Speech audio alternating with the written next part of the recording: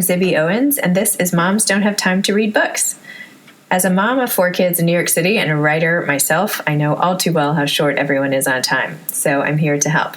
I'm going to interview authors and writers of all types about their work, especially as it relates to parenting and family issues. Hopefully you can listen while doing 8 million other things and fall in love with these talented scribes and their fantastic books, essays, and songs like I have, plus get some tips on surviving parenthood. For more about me, you can check out my essays at zibbyowens.com. Today's episode of Moms Don't Have Time to Read Books is sponsored by Babo Botanicals. Babo Botanicals offers your family non-toxic and pure hair, skin, and sun solutions created with effective, natural, or organic ingredients. I use all their products myself and for my kids. Definitely check them out at Babo, B-A-B-O, babobotanicals.com, also for sale on Amazon. Today I have the privilege of interviewing Kwame Alexander. Kwame Alexander is a poet, educator, and the New York Times best-selling author of 25 books, including Rebound, The Crossover, which won the prestigious Newbery Award in 2015, and Booked. He has won many other literary accolades as well, including the Coretta Scott King Author Honor, the Lee Bennett Hopkins Poetry Prize, 3 NAACP Image Award nominations, the NCTE Charlotte Huck Honor, and the 2017 inaugural Pat Conroy Legacy Award. In addition to writing, Kwame has given back to communities around the world, including in Ghana, where his literacy program, LEAP, capital L-E-A-P for Ghana, trains teachers and has helped build libraries and health clinics. Kwame is the host and producer of the literary variety talk show Bookish, which airs on Facebook Watch, and is the founding editor of Versify, an imprint of Houghton Mifflin Harcourt books for young readers. He frequently visits schools and libraries, where he inspires kids with his book-in-a-day writing. He currently lives in Virginia with his wife and 2 daughters. Hi, Kwame. It's Zibby Owens. How are you? Good. How are you? Great. Thanks so much for doing this interview. I really appreciate it. No, thank you for all of your support, and I'm excited about it. I have to say, I just finished reading The Crossover, Rebound, and Booked, and I'm completely in awe of you. I feel like you're a literary genius. No, I'm serious. My son actually read your books first, and he couldn't put them down one after another, and he was like, Mom, you should check these out for your show. So a week later, I was crying in bed having read all of them, and anyway, your storytelling is just unique and moving and amazing. So wow, thank you. Well, that's cool. You're welcome. Can you hear me okay? Yes, I can hear you great. Thank you. Wonderful. So let's start at the beginning. I know you grew up in Brooklyn and then Virginia with a college professor father and school principal mother surrounded by words. Can you tell me how you started writing, especially writing poetry, and how that led you to be this ultimate innovator in children's publishing? I wrote poetry as sort of a necessity at an early age. It was for Mother's Day, and I was well-read, had written a lot of book reports and essays and things of that nature, and probably a few poems at home because my parents, believed that school didn't end when the school day ended. So I decided to write a poem for my mother on Mother's Day because I knew how to do it, and the response I got from her was just overwhelming. She just loved it, and she cried, and I was like, wow, words are really that powerful? And so that just was sort of the beginning for me. I didn't really take it seriously until the end of high school, like senior year and the beginning of college, when, again, it became sort of a necessity. I was sort of involved in, at that point, the 1988 or 84 Democratic election. I was really into it because I remember Jesse Jackson running for president. And so I wrote a series of newspaper columns in support of his presidency at my high school. And just the uproar of people who were totally against everything I was saying, including my friends. They couldn't believe I would write articles in support of Jesse Jackson. I was like, wow, words are really powerful. Like, people really are. And then in college, Virginia Tech was pretty invested in companies that did business in South Africa. And so I was a sort of self-proclaimed activist urging our university to divest from those companies. And I used poetry to sort of get my point across. And we had rallies, and people really, it resonated with a lot of students. And I found that girls started finding me pretty interesting. And so then I started writing love poems, and it was on from there, Zibby. I was like, yes, poetry is powerful. Words are powerful. They're going to change not only the world, but they're going to change my life. And I took Nikki Giovanni's class at Virginia Tech, and it was on and popping from then on. And isn't it true that you wrote a poem to your wife when you were dating her, one a day for a year, and that's how you were courting her? Yeah, I wrote her a poem or a quote or a paragraph. I wrote her something every day for a year, and sometimes they were more poetic than other times.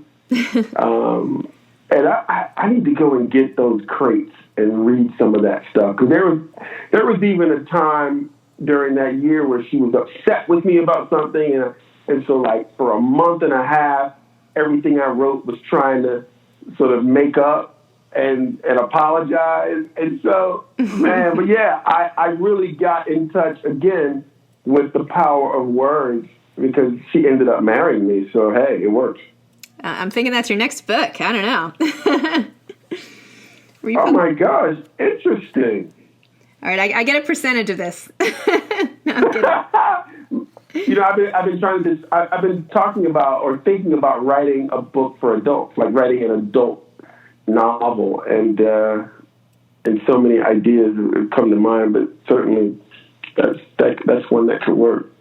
I have to say, in Rebound and the Crossover, I know they're not intended for adults, but I found them to be, on par, if not better, than a lot of books that I read just for me. I mean, the way you talked about loss and, the death of a parent or divorce, these are issues, obviously, that, grown-ups are wrestling with, too, especially in how to talk to their kids about it. And I feel like you do such a good job of telling it from the kids' point of view.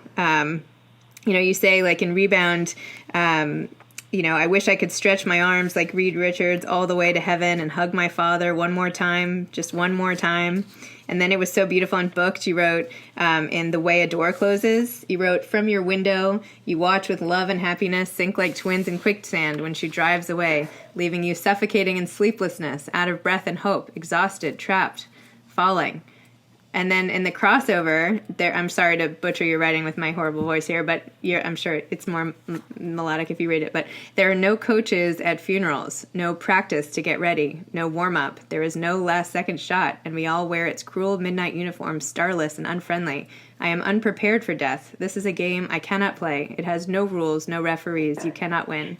I mean, I literally get goosebumps every time I read this. Tell me about, like, how do you think you've managed to talk so beautifully across both adults and kids, and what has the effect been like on you? I mean, do people come up and thank you all the time? Just tell me about it a little more. Well, now that I hear you read it, wow, I mean, it is confirmed. I am a genius. Right? Whoa, those were beautiful words. All I can say, Zibby, is once you get into the rhythm of writing, and the crossover was 5 years, booked was sort of 2.5 years, Rebound was 2 years. Once you get into the rhythm, it's sort of like a dream state. Like, I don't even remember writing those words. And so all I can figure is I sat in Panera Bread so long in the same chair that eventually, like, it just clicked. And I think that's what happened with the writing. The longer you get involved and invested in these characters in the story, the more the story begins to write itself, and you become sort of the vessel And are you open to being the vessel? And I'm always open, like, to that sort of inspiration and that level of creativity. But wow, I got to go back and read those books again. I mean, I could just read it to you all day. No, I'm kidding. But yeah, no, I mean, I hear from a lot of young people, a lot of adults, the impact that the books have had on them. And I think, yeah, some of it has to do with sort of me putting in the work, but I think a great part of it is the poetry. And I think poetry has that power. It's so short, it's so few words. There's so much white space. Like, when it hits you, poetry is meant to get to your heart. Like, that's the goal of it. It's not a lot of words, because each word counts. Each word matters. And it's meant to sort of, when done right, rip your heart out and stomp on it. And so I think that's one of the advantages to writing in poetry, when you know what you're doing. And I guess I've just been doing it long enough that I at least think I know what I'm doing. I think you know what you're doing. If you don't, then I don't know who knows what they're doing. But oh, thank you. You also, I like how you mix a bunch of different styles in your books. Like, sometimes you use more of this hip hop vibe. Like in the crossover, when you write "Ode to My Hair," you wrote, "If my hair were a tree, I'd climb it. I'd kneel down beneath and enshrine it. I'd treat it like gold and then mine it. Each day before school, I unwind it, and right before games, I entwine it. These on my head, I designed it. And one last thing, if you don't mind it, the bet you just made, I decline it." So you have that, like, mixed in with these sort of heartfelt, inner feelings and monologues, all these different styles sort of meshing to make this completely emotional read. Was that intentional, or do you just sort of, just go where the words take you?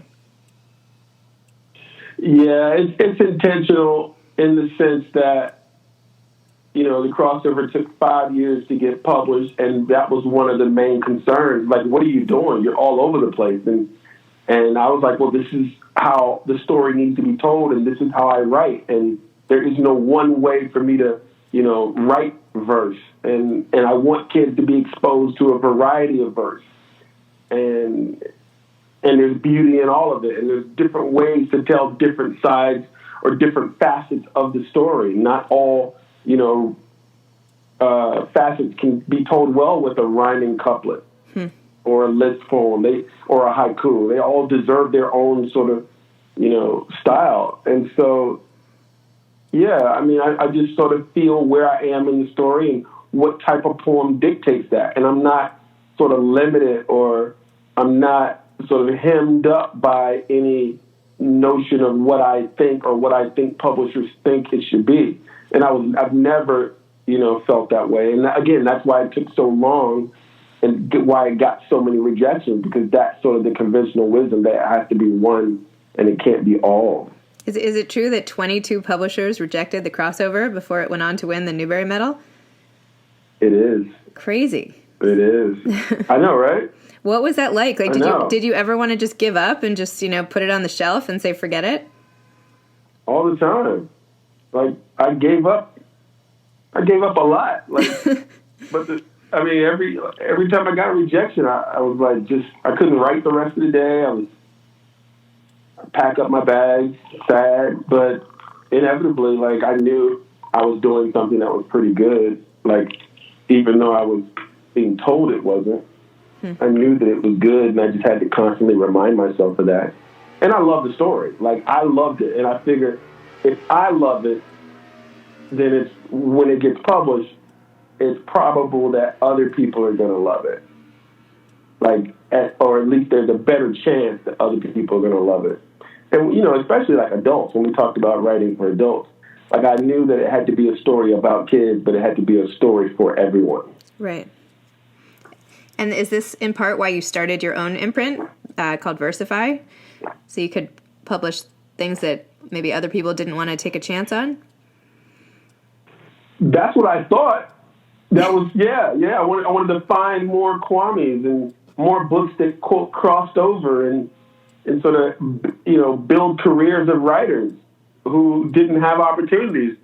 And that was my goal. And it's so funny because it seems like so many of the books that would have gotten passed on 4 years ago would have gotten rejected. They're all being bought now. Like, everybody's getting it now. They said, oh, well, the crossover sold, a gang of copies, and, versus selling so well, then we're all going to do it. So I've created a level of competition for myself. With Rebound and the crossover, did you have it all planned out? Just the story, not the way you told it, but the the meat of it, the way everything sort of comes together in the end, and you explain how everyone's related, and you tie in, like Filthy McNasty, and even what they say to each other at night, and all these amazing things between the two books.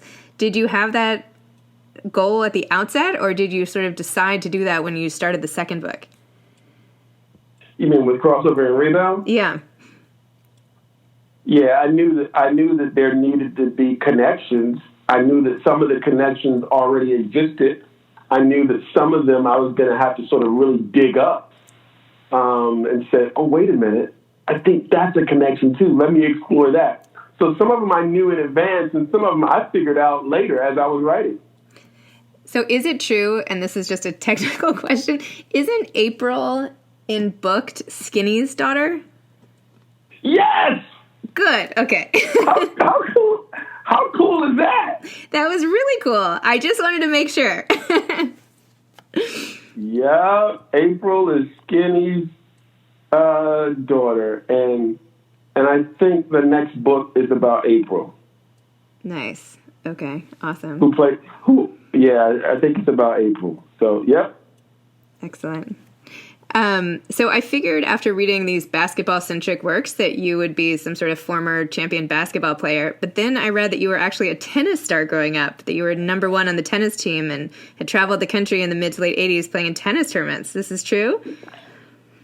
This is so true. I loved it. It was my sport. I mean, I loved playing basketball, but I loved, being competitive in tennis and playing in the tournaments, and probably because I just wasn't great or didn't spend a whole lot of time playing basketball, but tennis was something I committed, 5 or 6 years of my life to. I'm a huge tennis fan as well. Is there going to be a tennis book, maybe called Net or Slice or something? Well, I think there is going to be a tennis book. I think it's going to be called Love. Oh, I'm actually trying to write. I'm writing a memoir myself right now called 40 Love, about falling in love again at 40. Oh, that's great. I love it. Thanks. I love it. I can't wait for your book now. That's amazing. That's awesome. So your poem, Take a Knee, which you originally released on ESPN, which is super interesting in and of itself, is your poetic commentary on our country today. Can you tell me more about the meaning and intention behind Take a Knee, and also what you think about the NFL recently requiring football players not to take a knee? Like, the NFL needs to watch the poem, apparently. Yeah, I guess that. I mean, I wanted to sort of write about why we protest, why we write, why we take a knee. The alternative, I think, for this country would be something that we aren't prepared for. And there's only so long that you can, that you can take the life of a brown boy before a community of people who care about the lives of boys, of children, stands up and fights back. And so this is a way of this community saying, stop, no more. This is a way to protest that, and it's a way to do it in the spirit of, Gandhi and Dr. King. It's a way to do it that doesn't really hurt anyone. And it's a way that people can remain sane. Like, how do you remain sane when these lives of brown boys are being moved, are being shifted, are being, are being blown away like sand in a windstorm. Like, how do you remain sane in the midst of that when you have brown boys as children, or if you teach brown boys, or whatever, if you're just a human being who understands the value of life? Like, how do you remain sane and just move on with your day? And I think one of the ways you do that is you raise your voice and you share your voice and you make your voice heard about what's wrong. And taking a knee is what does that. I mean, it's something really simple. And you have to allow human beings the space to stand up for what's right. And so the poem was about that. And again, if you don't want people taking a knee, if you think that's unpatriotic, wait till you see the alternative.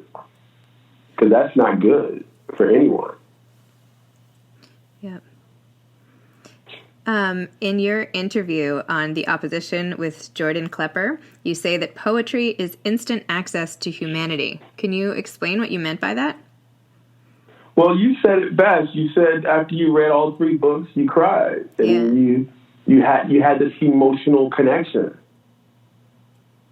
Like, that's humanity. When you feel connected to other people you don't even know. Like people you have no relationship with, but you just feel connection to them because they are human and you are human, and your life and their life and your experiences and their experiences have intersected in this moment. That's humanity. And I think, from my perspective, that's humanity. And I think books have a way of being able to make those connections for us before we've even made them in our lives, so they can be instruction and inspiration for us. And I think poetry is the most immediate way to get there. Like, of all the forms of literature and language, I think poetry can do that quicker, more substantial, and certainly, I think, when done right, like more emotional. So my son Owen has a question for you. He wants to know, how do you have time to write such good books with all the other things you're doing? Owen, I have no idea. I don't even stop to think about it because I probably go crazy. I just do it. But that's a great question. I have no idea how I get all this stuff done, but I know that I love it. I love my job. So can you tell me more about what's coming next? On Instagram, you said you had just finished a book this weekend. What was that about? It's a book, and the cover was just released today. The cover was just revealed today. It's a book about baseball and jazz music and social justice, and it's called Swing. Awesome. And it comes out on October the 2nd, and I'm really excited about it. It's a different kind of novel. It's very different, but I feel like it's timely and it's a good book. And will you write any more about the Bell family? I kind of want to know what happens with them from here on out. I'll never say no. If I can figure out another story to tell about them, sure. People ask me a lot to write about Roxy. Yeah, I could see that. So maybe there's a Roxy Bell story coming up. Who knows?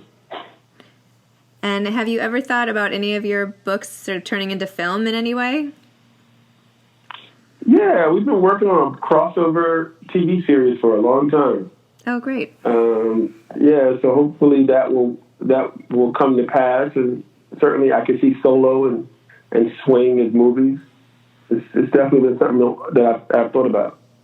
So I just signed up for your solo book club for my kids for the summer. Can you tell listeners more about the book club?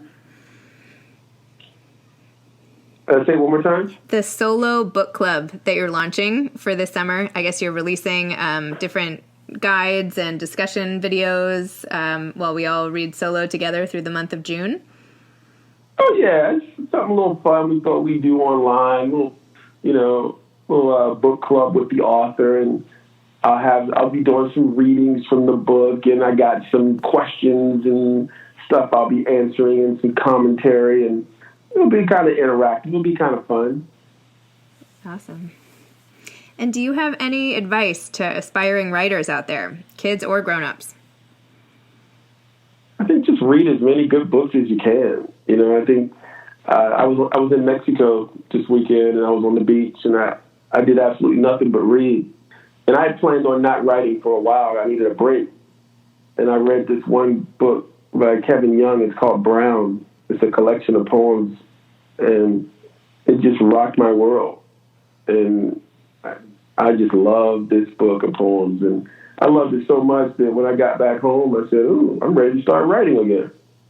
And of course, I had already decided I wasn't going to write for a while. I needed a break. But I think a good book can sort of inspire you to not just want to write, but to want to write really good, to want to write about something that matters.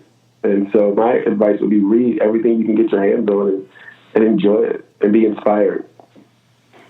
And can you just tell me a little bit about all of your nonprofit work, like your work in Ghana? What would you like to know? So you have something called Leap for Ghana, which trains teachers and builds libraries and health clinics. How did you originally pick Ghana? And I know there was something that you had started building a library, but realized without a health clinic, it was a waste, right? They had to get people healthy first. Is that sort of what happened? Yeah, well, sort of like that. I've been going to Ghana for 6 years, and I've been going to a village that a friend of mine is the queen of, and I just wanted to do something in this village that helped match the resources or match their ambition with some resources, because they didn't have a whole lot. And so, you know, I decided the best, what I do is I write. I know books, so maybe a library would work. And then that sort of evolved into a library and a health clinic, because I realized the library wasn't, you know, their idea, it was mine, and I really needed to ask them what they wanted. And of course, they wanted a health clinic. So then the library evolved into a library and a health clinic, and now it's evolved into a library, health clinic, so the internet cafe. And so it's evolved, and it's opening in mid-July, and I think it's been 6 years. It's been part of my life's work, and I'm excited. Once this is done, you know, I'm excited to see what's next. Like, I have no idea. Where am I going to go next? What am I going to do next? But I know I have to be doing something, because I want to live this authentic life that's about trying to change the world. Otherwise, writing to change the world becomes moot. Like, what am I writing about? Why am I writing? I really want to be actively involved in trying to make the world a better place, trying to be a willing participant in this world. Well, like everything else that you've written and said, I find that super inspiring and a great note to end on. So thank you so much for your time. I really appreciate it. And as you can tell, I'm a huge fan. Sorry to be totally, just so ridiculously complimentary, but I really do feel that your work is sensational. And thank you for, if nothing else, for entertaining my son for a couple hours so I could do something else.